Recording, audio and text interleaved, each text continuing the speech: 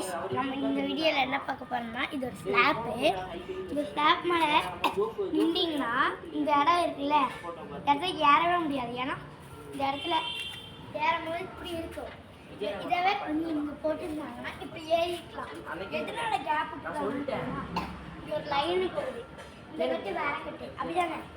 இந்த கட்டு வேற கட்டு, இதெல்லாம் ஒரு கட்டு, இது எல்லாம் ஒரு கட்டு, அது வேற கட்டு. நம்ம இந்த கட்டில் பார்த்தீங்கன்னா இந்த மீட்டர் மட்டுமே நீங்கள் பார்த்துருவே இது அப்படி இப்படியா நான்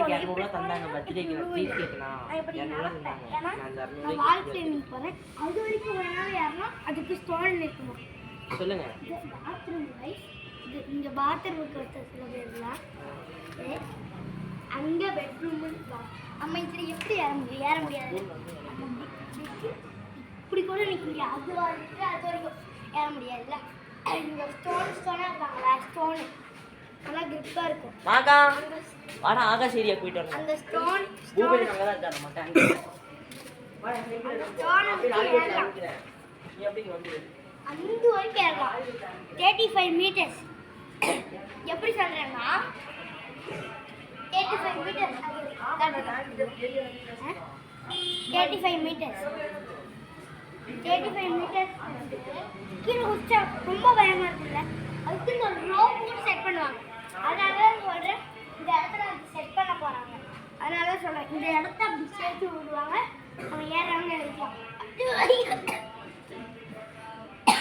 அது வரைக்கும் ஏறுவாங்க. அந்த சூர்யா அது வரைக்கும் ஏறுவாங்க. அந்த ஏறக்குள்ள நம்ம கை வலிக்குது கால் வலிக்குதுன்னா விட்டுறக்கூடாது. அது வரைக்கும் ஏறுவாங்க.